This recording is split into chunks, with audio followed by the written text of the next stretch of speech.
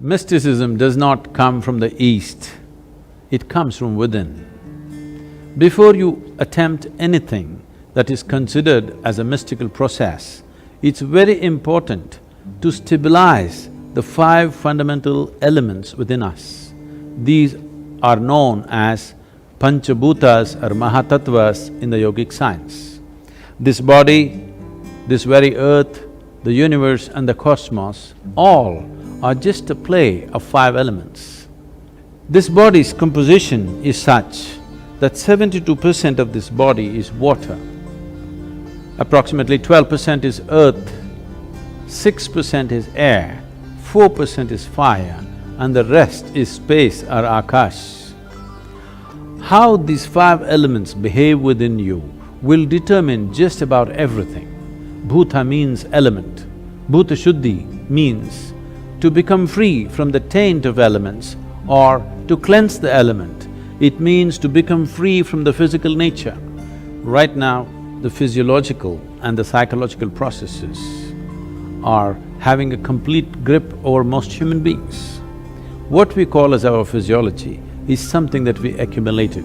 What we call as our psychological process, the whole content for this is also accumulated in the form of impressions.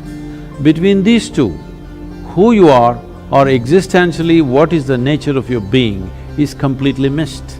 If one wants to access dimensions which are not yet in your experience, dimensions which are considered mystical, first thing that we need to do is to start cleansing the five elements so that in the purity of the elements, you distinctly know the difference between what is physical, what is psychological, and what is existential.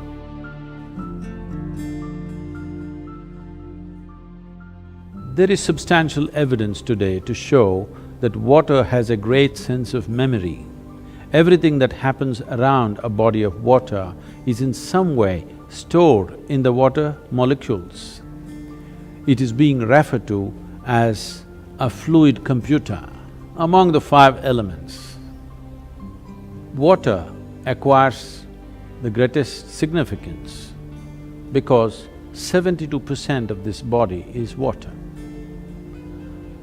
If we take sufficient care about the water that we consume, not just in terms of its purity, it being bacteria-free and those kind of things, but the way the water is kept, in what kind of container you keep it, how you keep it, how you touch it, how you approach it.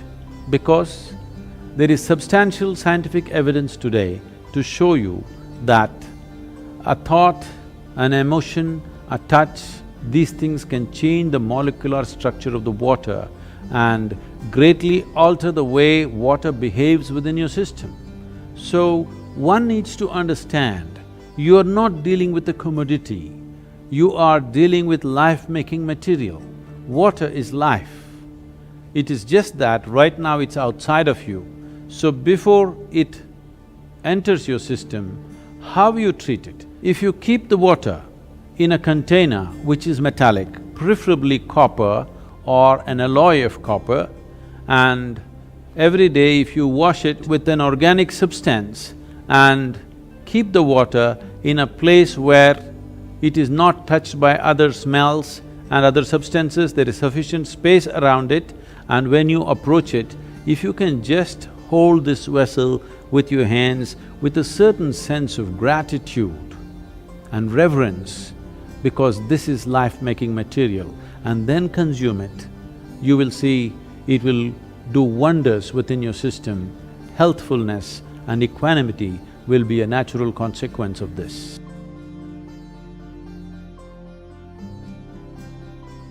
The soil that you walk upon has a certain sense of intelligence and memory.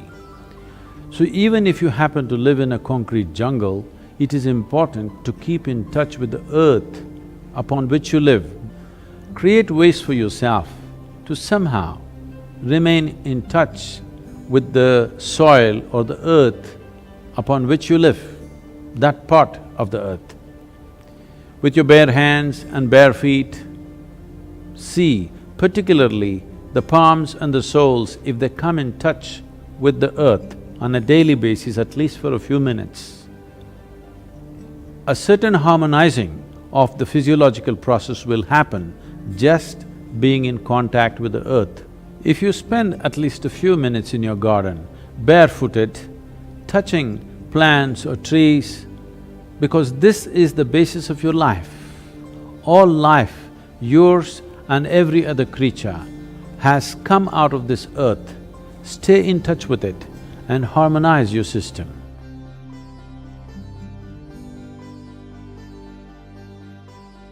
Though air represents only 6% of your body's elemental constitution, it is the most dynamic part of the element in terms of the transaction that happens on a minute-to-minute basis. What kind of air you breathe is definitely important and that's well known, but how you breathe and how consciously you breathe is equally important.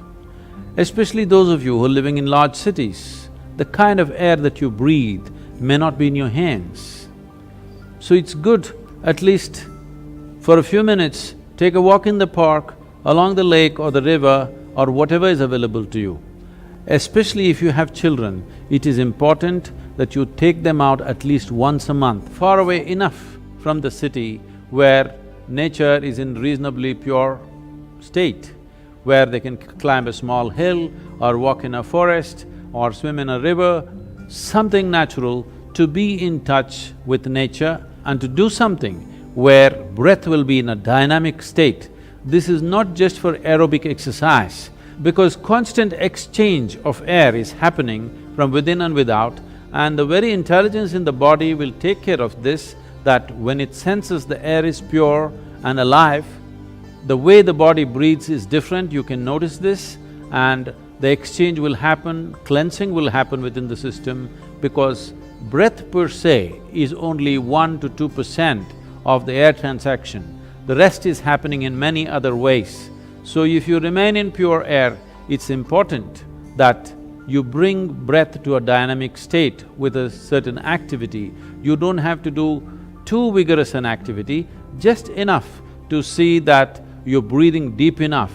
Slightly deeper than normal is happening to you for a period of time, and especially for growing children, this becomes very important, because this will greatly enhance the body's integrity and strength. But on a daily basis, if you're not able to take yourself out within the house, you can do a simple yogic practice called Nadi Shuddhi to cleanse the breath.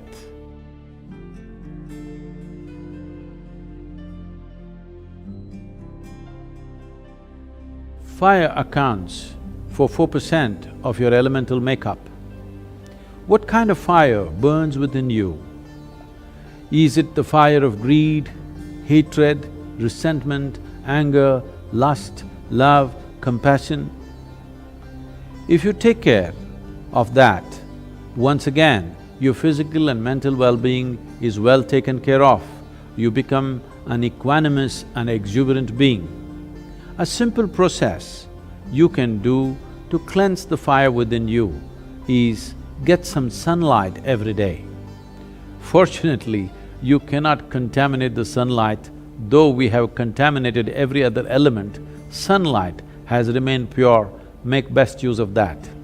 If you wish to use fire, you can light a fire with an organic substance like straw or firewood without any oil, and stand facing the fire with your hands open and keep your eyes open for 3 minutes, then stand with your back to it, exposing your spine for 3 minutes.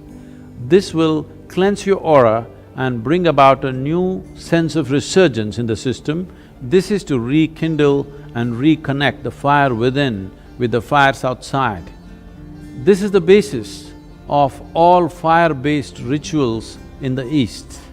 If having a fire is not very practical for you, at least a lamp with vegetable oils or ghee, you light a lamp and be around this lamp, first face the lamp and sit, and then turn around and sit so that the fire element within you gets rekindled.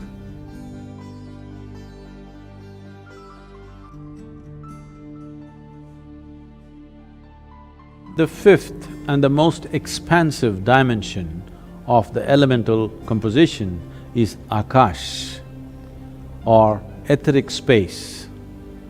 This has a certain intelligence. How this Akashic intelligence behaves within you determines the nature of your life. The nature, quality and the power of your life essentially is determined by how much access can you find into the Akashic intelligence. As I said, this is an expansive part of the elemental composition. That means there is no limit. There is only that much water, there is only that much air, that much earth and that much fire. But the Akashic dimension is a limitless possibility if you find access. In a limitless manner, both your perception and intelligence can grow. One simple process you can do to find more access to Akash or the Akashic intelligence is, after sunrise, before the sun crosses a 30-degree angle, you look up at the sky once and bow down to Akash for holding you and this planet in place. After the sun crosses 30 degrees, sometime during the day, any time, look up and bow down again. After the sunset, within the 40 minutes after sunset, look up at the sky and once again bow down. You are not bowing to any imaginary gods up there, just to the etheric space around us, which is holding everything that we are in place. If you get the Akash to cooperate with your life energies, life will happen in magical ways. An intelligence that you have never thought possible will become yours. For a human being to have an element of grace in their lives, Shambhavi Mudra is a process that is like opening a window so that one becomes receptive to grace.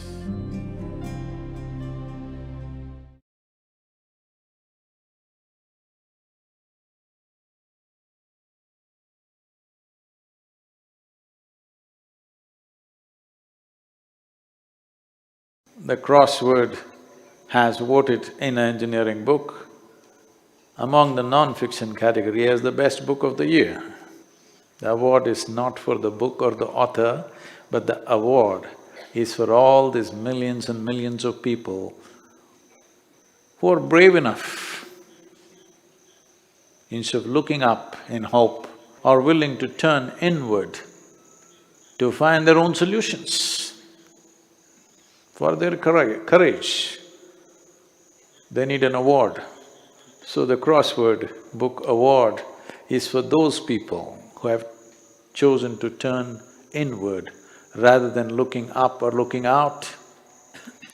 Because looking up has caused one kind of distress, looking out has caused a completely different level of destruction.